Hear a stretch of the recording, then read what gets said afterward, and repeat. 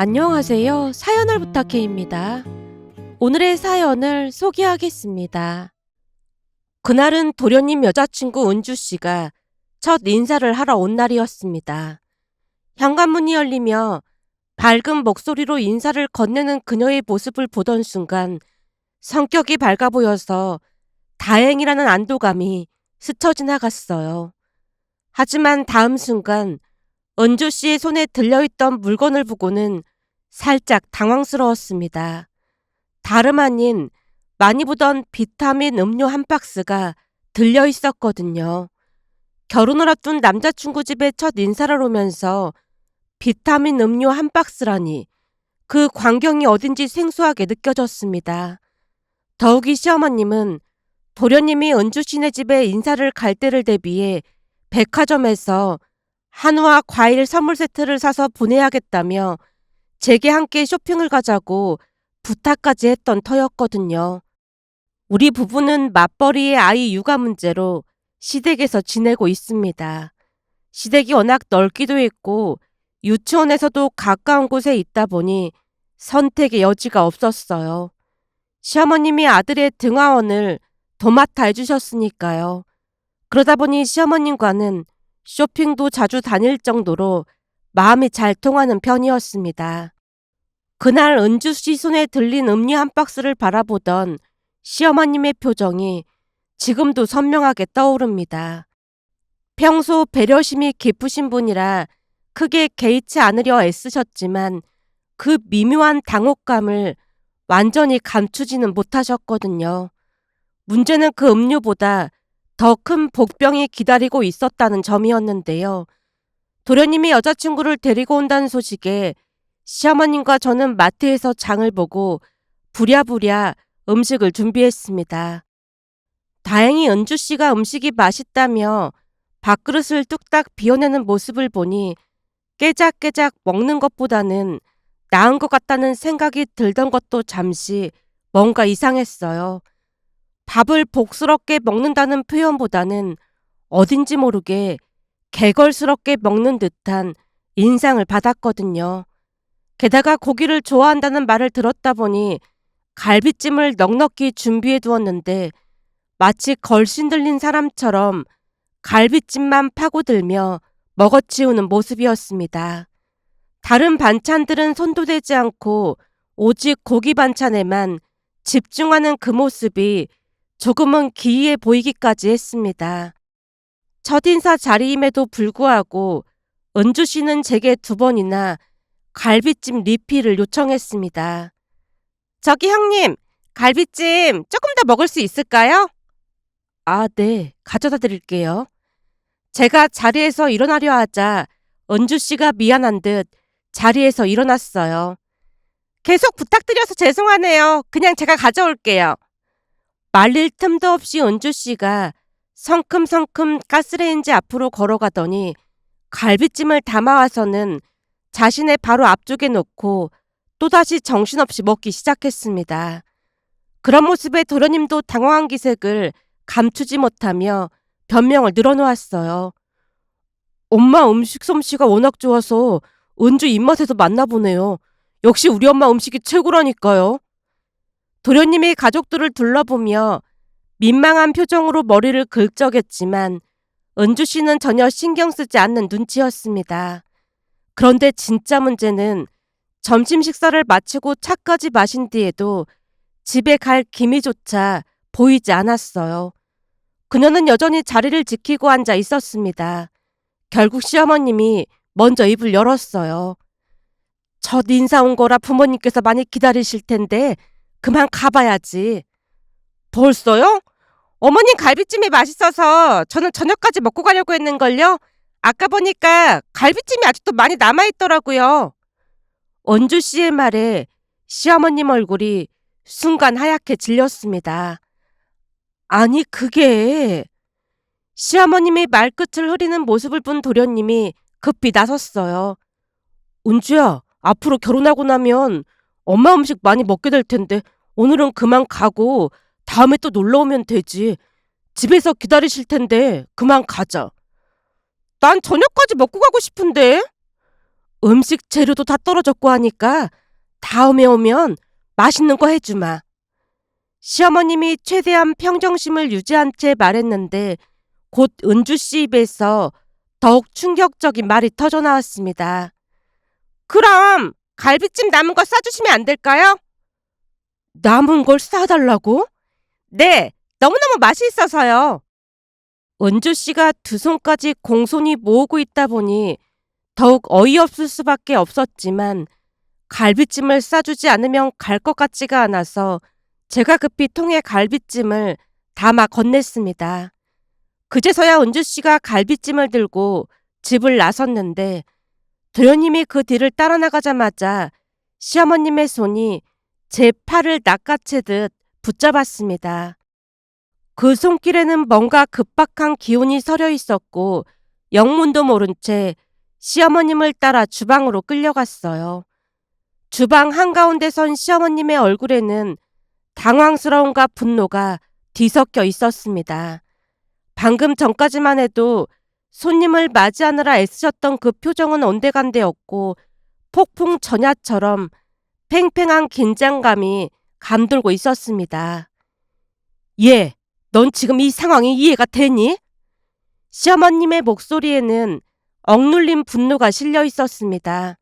갑작스런 질문에 어리둥절할 뿐이었어요. 네? 뭐가요? 넌 제가 정상으로 보이니? 난 살다 살다 저런 애는 처음이다. 시어머님의 눈빛이 날카로워지며 말을 이어가셨어요. 아니 첫 인사 와서 저녁까지 먹고 간다는 게 말이나 되는 소리니? 거기다 음식을 싸달라니 여기가 식당이야? 그 순간 방금 전 벌어진 상황들이 파노라마처럼 스쳐 지나갔는데요. 은주씨가 보인 행동들을 되짚어보니 시어머님의 당혹감이 충분히 이해되었습니다. 하지만 그렇다고 해서 저까지 부정적인 반응을 보일 수는 없는 노릇이었어요. 왠지 모르게 도련님이 더 좋아하는 듯한 느낌을 받았거든요. 제가 보기에는 어머님 음식이 너무 맛있어서 그런 게 아닐까 싶어요. 최대한 중립적인 톤으로 상황을 무마시켜 보려 애썼습니다. 넌 지금 그걸 말이라고 하니? 시어머님의 목소리가 한껏 높아지며 버럭 쏟아져 나왔습니다. 그 반응을 보니 제 변명이 오히려 기름을 부은 격이 되어버린 것 같았어요. 사실 저 역시 속으로는 은주 씨의 행동이 어딘가 이해되지 않는다고 느끼고 있었습니다. 첫 만남에서 보인 그녀의 모습들은 분명 일반적인 예의범절과는 거리가 멀어 보였으니까요. 잠시 후 현관문이 열리는 소리가 들려왔습니다. 은주 씨를 배웅해주고 돌아온 도련님의 발걸음이 거실을 가로질러 다가오고 있었는데요. 시어머님의 표정이 순간 더욱 굳어졌습니다. 엄마, 저 왔어요. 도련님이 주방 입구에서 우리의 심각한 분위기를 눈치채며 조심스럽게 입을 뗐어요. 넌 은주 행동이 정상이라고 생각하니? 시어머님의 분노가 마침내 폭발했습니다. 그동안 참고 있던 모든 감정이 한꺼번에 쏟아져 나오는 듯 했어요. 엄마, 은주가 조금 많이 먹긴 했지만 뭘 또 그렇게까지 뭐라고 그러세요. 첫 인사 와서 저녁까지 먹겠다고 하질 않나? 음식을 싸달라고 하질 않나? 네 눈에는 그게 정상으로 보여? 도련님의 얼굴이 점점 붉어지며 당황하는 기색이 역력했습니다. 그건 엄마 음식이 너무 맛있어서 그런 거라니까요. 아무리 고기를 좋아한다는 소리를 듣긴 했지만 갈비찜만 개걸스럽게 먹어대는 모습 보고 있으니까 정남이가 떨어지더라니까. 시어머님의 목소리는 점점 높아지고 흥분은 좀처럼 가라앉지 않았습니다. 그리고 그 비타민 음료수가 뭐야? 결혼할 남자친구 집에 첫 인사 오면서 음료수 한 박스라니? 아무리 생각해봐도 이해가 안 되잖아. 도련님이 머리를 감싸며 한숨을 내쉬었습니다. 엄마, 조금 이상해 보일 수도 있지만 그래도 은주가 참 착해요. 전에 내가 회사에서 실수했을 때 은주가 안 도와줬음 진짜 큰일 날 뻔했거든요. 그러니까 예쁘게 봐주세요.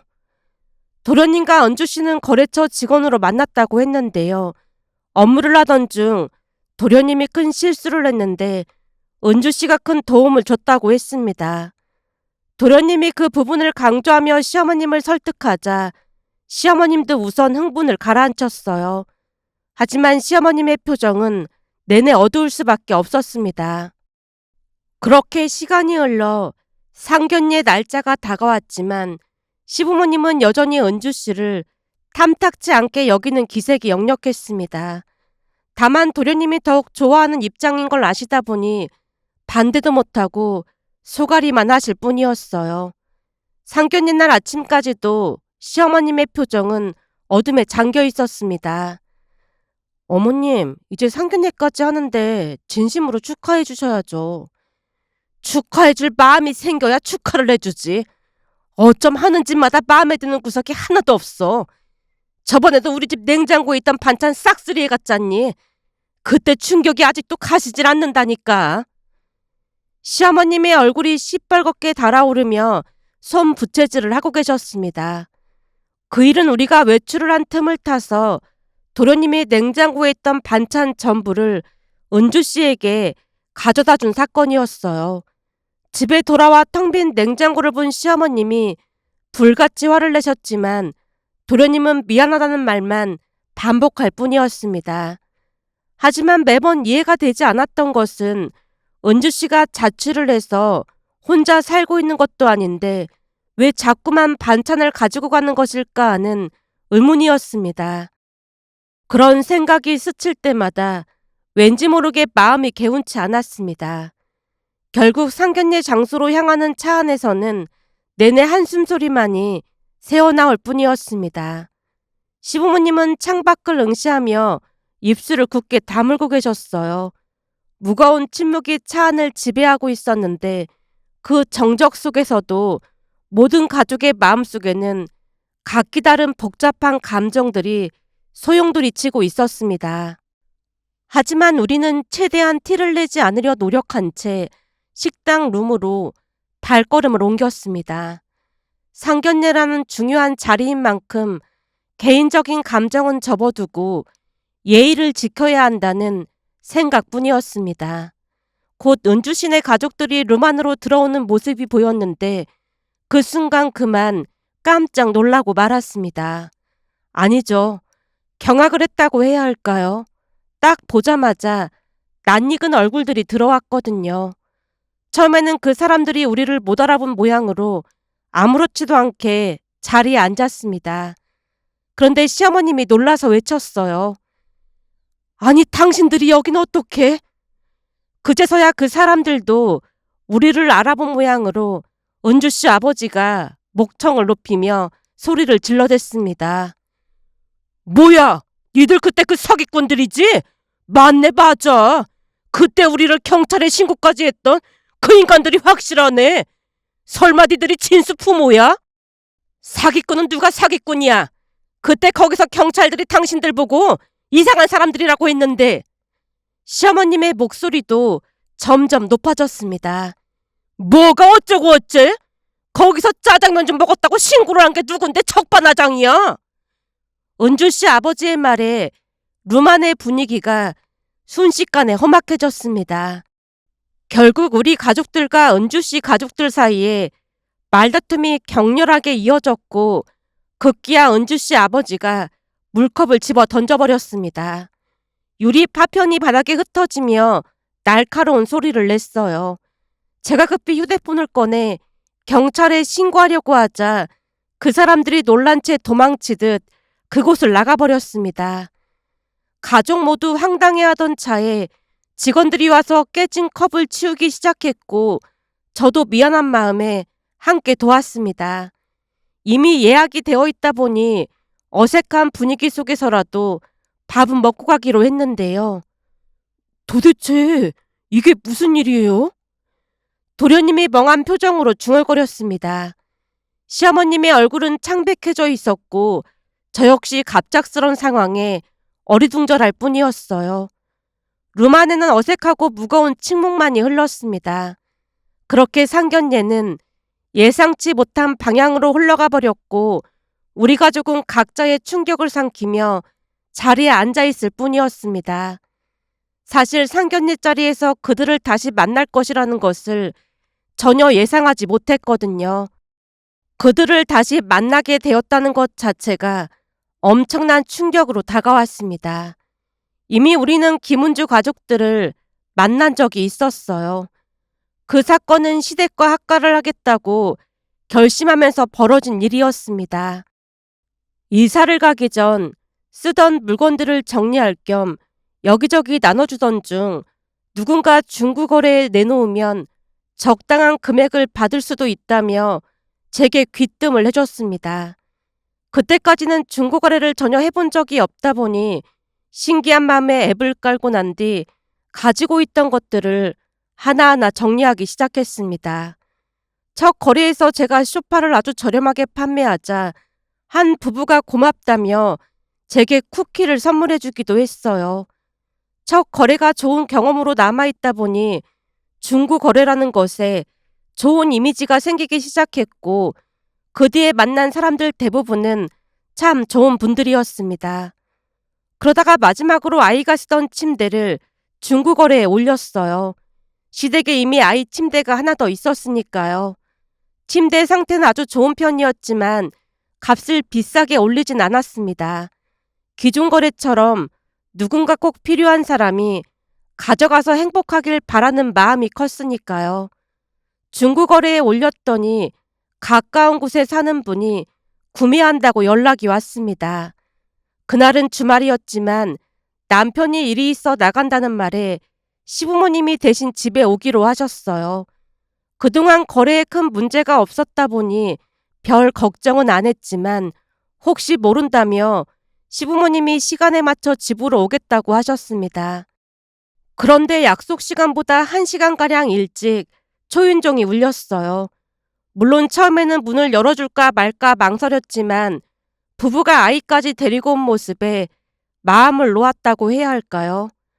그게 큰 실수였다는 것을 깨닫는 데는 그리 오래 걸리지 않았습니다. 문을 열어주자 우리 아이 또래의 아이가 후다닥 뛰어들어왔고 부부가 뒤따라 들어왔습니다.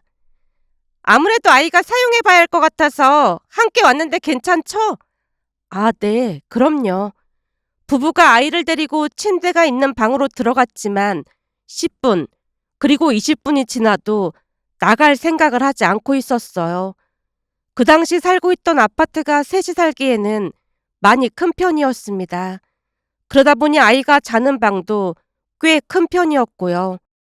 그런데 그 부부가 이런 큰 침대가 작은 방에 들어가겠냐부터 시작해서 이 여자는 이렇게 좋은 집에서 호의호식 하면서 사는데 나는 왜 이렇게 비참하게 사는지 모르겠다며 갑자기 여자가 대성통곡을 하며 우는 게 아니겠어요. 그걸 본 남자가 아내를 향해 거칠고 모진 말을 쏟아냈습니다.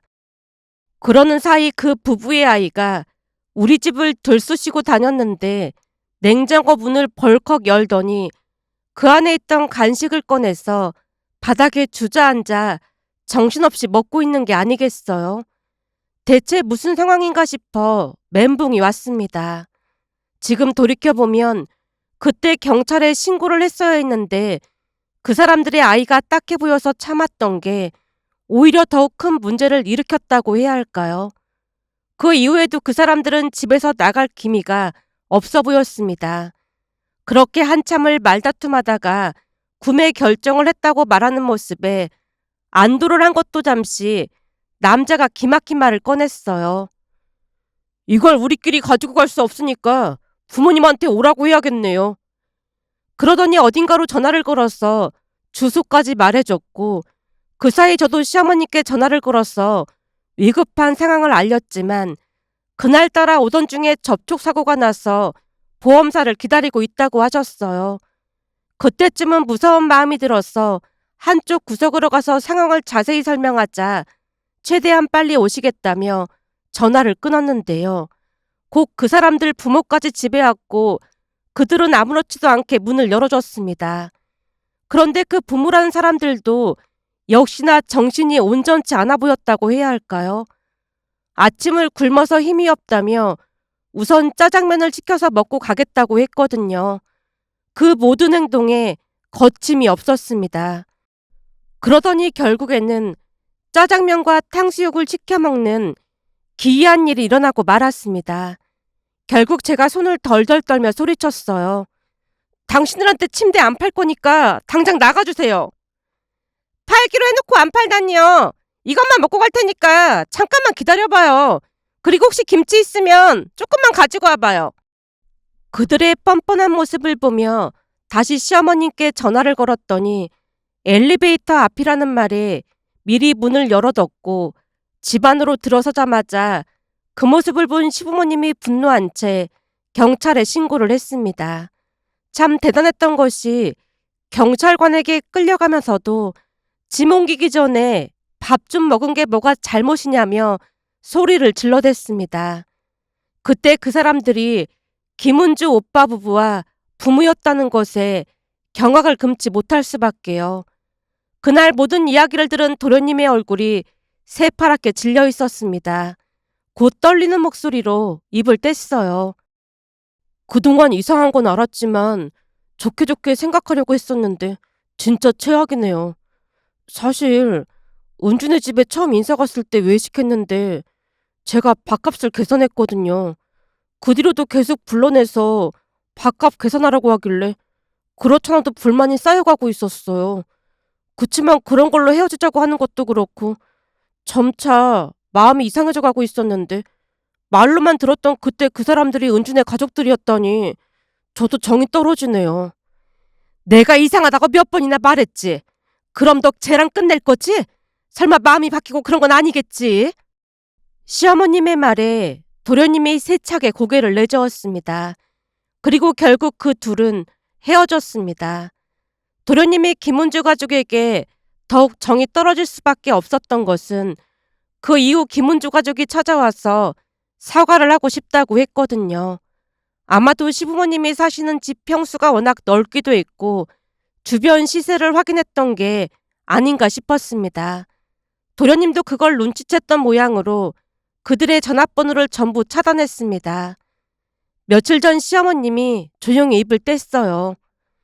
그때 그 인간들이 니들 집에서 밥까지 먹고 그 난리를 피웠을 때는 참 기가 막히기만 했는데 지금 돌이켜보면 그때 그렇게 만나지 않았더라면 그들과 사돈이 될 수도 있었던 거잖니. 그 생각만 하면 소름이 돋는다니까. 어쩌면 이런 일이 일어날 줄 알고 조상님이 도와주신 게 아닌가 싶다니까. 시어머님 말씀처럼 그때 당시에는 최악의 상황이라고 생각했지만 돌이켜보니 오히려 그 상황 덕분에 도련님의 인생뿐만 아니라 우리 가족 모두가 위기를 넘겼다는 생각이 들었는데요. 정말이지 황당하기 그지없었지만 세상에 저런 가족도 있다는 사실을 알리고 싶어 이렇게 글 남겨봅니다. 오늘의 사연은 여기까지였습니다. 즐겁게 보셨다면 구독, 좋아요 부탁드립니다. 고맙습니다.